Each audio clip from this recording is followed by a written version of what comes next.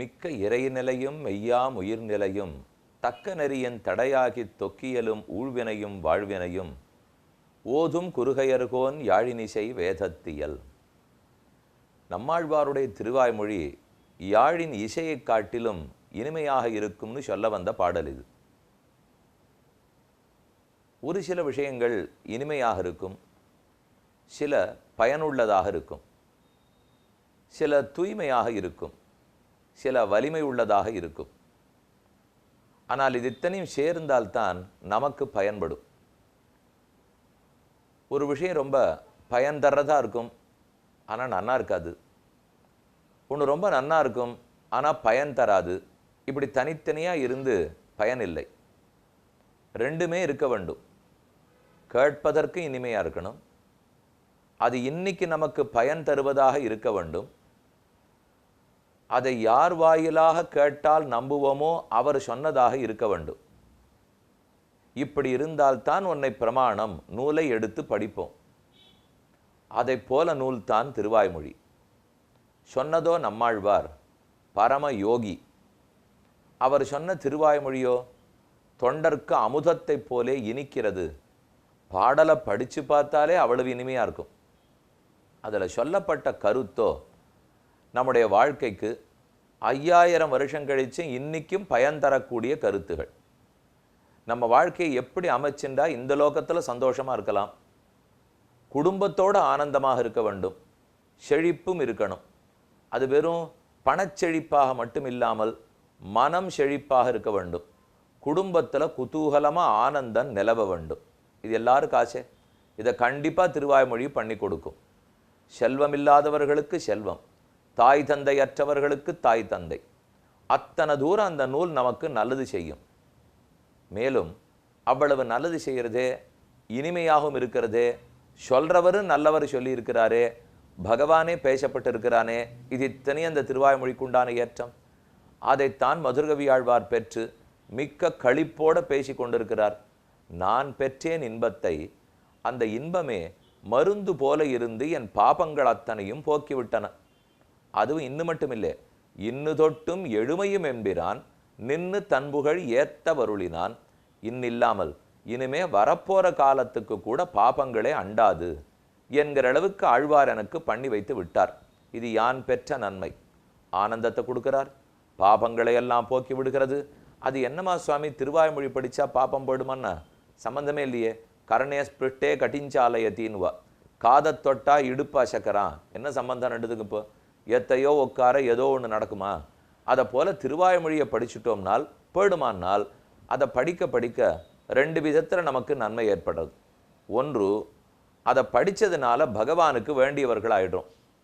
ஆழ்வார் பெருமாளுக்கு ரொம்ப வேண்டியவர். அப்போ வேண்டியவளை பிடிச்சா தானே நமக்கு வேலை நடக்கும். ஒரு காரியம் நடக்கணும்னா பெரிய மனுஷாவை பிடிக்கணும். அவளை நேராக போய் பார்க்க முடியல, நேராக சந்திக்க முடியலன்னா அவனுக்கு வேண்டியவனை பிடிக்கணும். அப்படின்னா தானே நடக்கும். அதை போல் பகவான் நமக்கு வேண்டியவர் ஆகணும், நல்லதெல்லாம் கொடுக்கணும். அதுக்கு அவருக்கு வேண்டியவரை நாம் பற்றினால்தான் உண்டு. நம்மாழ்வார் பாடிய திருவாய்மொழியை பாட நம்ம ஆழ்வாருக்கு தொண்டர்னு பகவான் நினச்சிக்கிறார். உண்மையில தொண்டராருது அப்புறம் இருக்கட்டும், முதல்ல ஒரு மாதிரி இப்படி நினச்சு விடுறார்.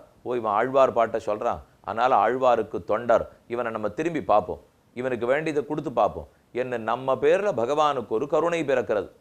அதுவே ஒரு பெரிய மாறுதலை கொண்டுரும். நம்ம வாழ்க்கைக்கு மாறுதல் வேணும்னால் இறைவனின் கருணை இருந்ததுன்னா வாழ்க்கை மாற்றி அமைச்சிட போகிறோம். ஒரே மாதிரி போயின்னு இருக்கே, என் கர்மத்திலான என்னென்னமோ வினைகளை எல்லாம் அனுபவிக்கிறேன் என்னால் ஒரு வழிதான். நாம இதை போக்குறதெல்லாம் மிக கடினம்.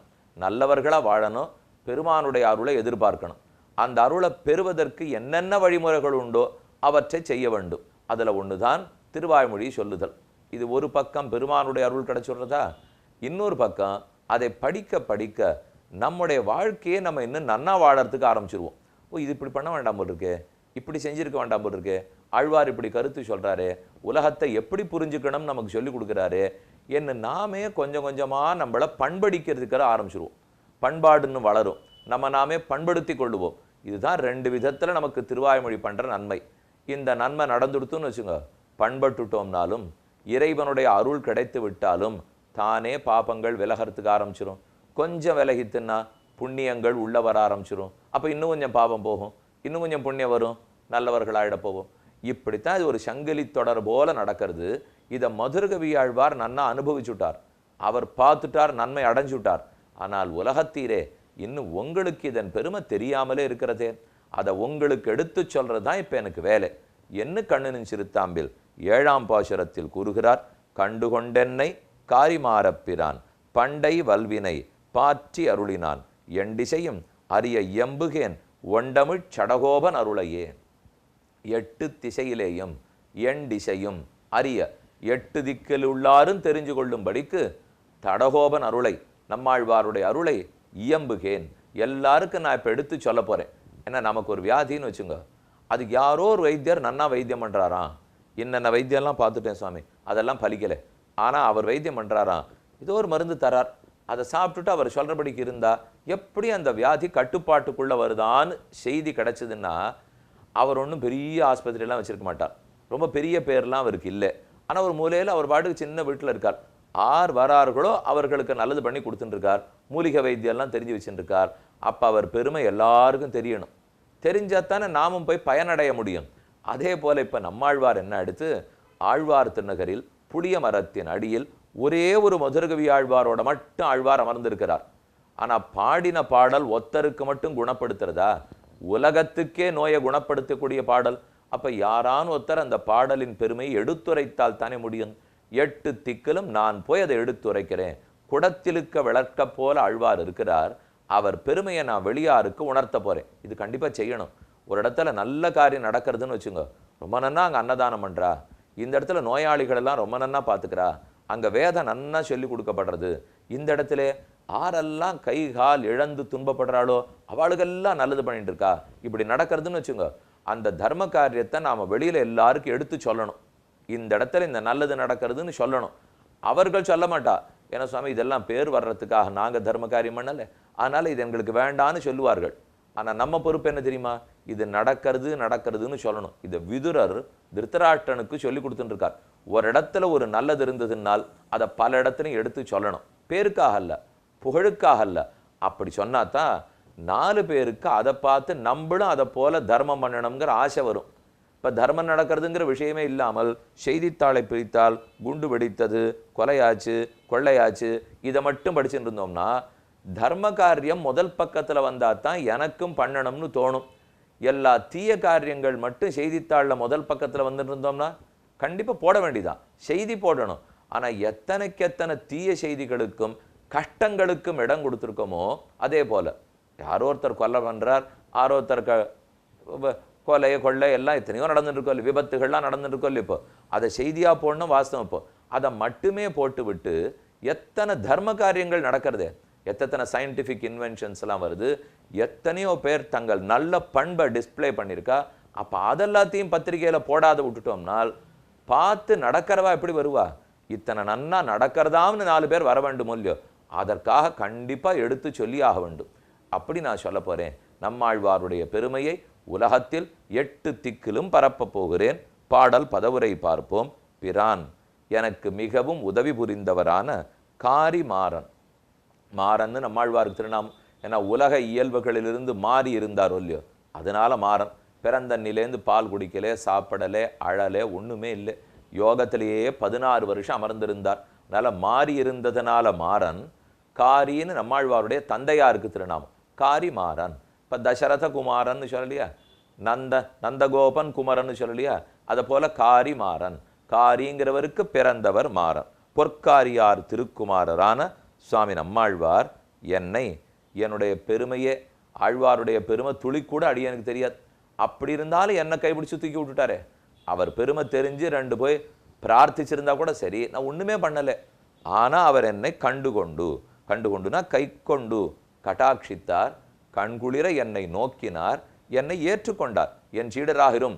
இப்போ மதுரகவி ஆழ்வாருக்கு என்ன ரொம்ப ஆச்சரியம்னால், நம்மாழ்வாருக்கு சீடர்னு என்னை மட்டும் இப்போ சொல்கிறாளே, இதுக்கு ஏதானு துளி தகுதி எங்கிட்ட இருந்திருக்கா? இப்போ நான் எப்படி தவிச்சுட்டு இருந்திருக்கேன், எங்கே கொண்டு உட்காந்து வச்சிருக்கார்? ஆழ்வாருக்கு நேர் சீடராம்னு சொல்கிற பெருமை எனக்கா இருக்கு இப்போ. அப்போ அவர் கட்டாட்சத்தினால் இது ஏற்பட்டது. கண்டுகொண்டு என்னை காரிமாறப் பிரான் ஏதுமில்லாமல் எங்கோ தவிச்சென்றிருந்த என்னை பண்டை வல்வினை பாத்தி அருளினான். பண்டை வல்வினை அனாதி காலமாக பிரபலமாக இருந்த பாபங்கள். பண்டைனால் பழங்காலத்திலேருந்து, வல் வலிய, வினை பாப்பம். பழங்காலத்திலேருந்து வலிமையாக அனுபவிச்சாலும் போகாது, பிராயஷ்சித்தம் பண்ணாலும் போகாது, என்ன பண்ணாலும் என்னை விட்டு விலகாத பாபங்கள். பண்டை வல்வினை பாத்தி அருளினான். அதத்தனை அழிந்து போகும்படிக்கு எனக்கு அனுகிரகித்தார், எல்லாத்தையும் ஒழிச்சார், பாத்தி அருளினான். ஆகவே ஒண்டமிழ் சடகோபன் அருளையே, ஒன் தமிழ், ஒள்ளிய தமிழ், அழகிய தமிழ், அழகிய தமிழிலே பாடக்கூடிய சடகோபனுடைய அருளை இப்படி எங்கிட்ட அருள் புரிஞ்சு எல்லாத்தையும் நல்லது பண்ணியிருக்கார் அப்படிங்கிற இந்த ரகசியத்தை, இந்த உண்மையை அறிய இயம்புகேன். நம்மாழ்வாருடைய அருளை எண்டிசையும் அறிய இயம்புகேன். எட்டு தித்தில் இருப்பவர்களுக்கும் தெரியும்படிக்கு கூறப்போகிறேன். இயம்புகேன், சொல்ல கடவேன் என்பது பாடலின் பதவுரை. ஒரு இரண்டு அழகான கருத்துக்களை மட்டும் விண்ணப்பிக்கிறேன். கண்டு கொண்டு என்னை அப்படியே நம்மாழ்வார் தேடின்னு இருக்காராம். எங்கேயான நிதி கிடைக்குமோ, புதையல் கிடைக்குமோ, நம்மக்கிட்ட உபதேசத்தை வாங்கிக்கிறதுக்கு ஏத்தவா கிடைப்பார்களோ. மதுரகவி ஆழ்வார் கிடைச்சிட்டார்.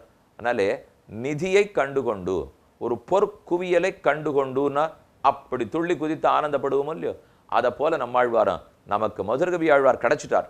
கண்டுகொண்டு அப்படிங்கிறா போல என்னை பார்த்தார், பார்த்து கட்டாட்சித்து ஏற்றுக்கொண்டார். கண்டுகொண்டென்னைங்கிறதுனாலே நான் அவரை தேடிட்டு போகலை. இப்போ எங்கேயோ நான் எப்படி செம்பன் மாட திருக்குறுகூருக்கு இந்த ஊரில் நன்னா இருக்கே, ஊர் நன்னா இருக்குது, ஏதானோ வேலை வாய்ப்பு கிடைக்குமா, பணம் காசு கொஞ்சம் சம்பாதிக்கலாமா, ஆறான வேண்டி வாழலாம் கிடைப்பாளான்னு நினச்சின்னு வந்தேன். இதுக்காகத்தான் நான் இந்த ஊருக்குள்ளே வந்தேன். ஆனால் அவர் என்னை திருத்தி தனக்கு ஆட்சிக்கணுங்கிற எண்ணத்தோடு வந்திருக்கார் போல் இருக்கு. அப்போ என்னை சுற்றி சுற்றி தானே வந்து கை கொண்டிருக்கிறார். எதிர் சூழல் புக்கு தெரிஞ்சிருக்கிறார். நான் ஒன்று பண்ணேங்கிறதுக்காக எனக்கு நல்லது பண்ணலை, நிருகேதுக்கமாய் தானா ஒரு தாயார் குழந்தைக்கு எப்படி நல்லது பண்ணுவாரோ அதை போல எனக்கு பண்ணியிருக்கார். கண்டுகொண்டு என்னை காரிமாறப்பிரான்.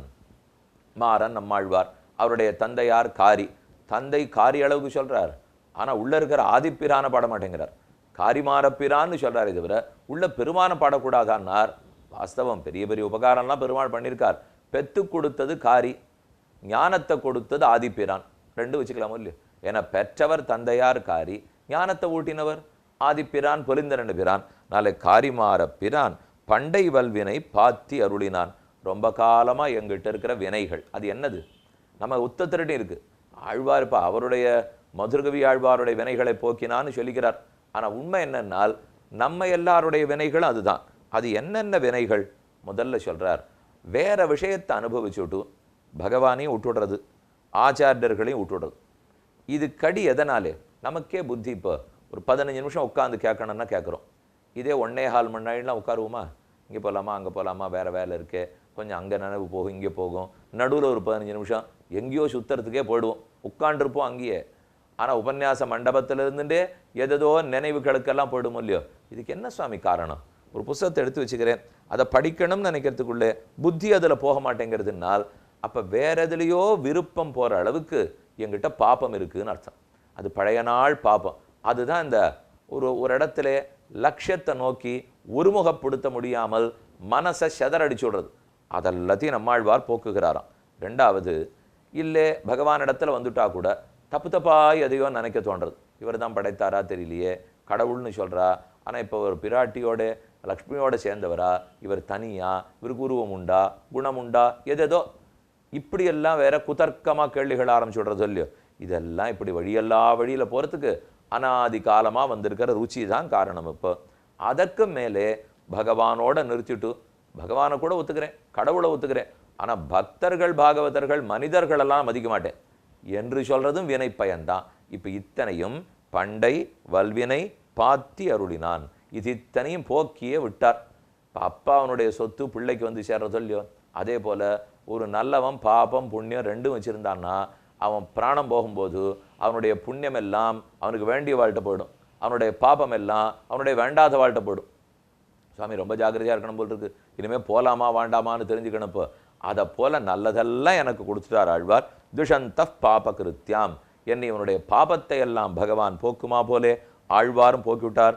எண்டிசையும் அறிய இயம்புகேன், 8 திக்கில் நம்மாழ்வாருடைய பெருமையை சொல்ல போகிறேன்.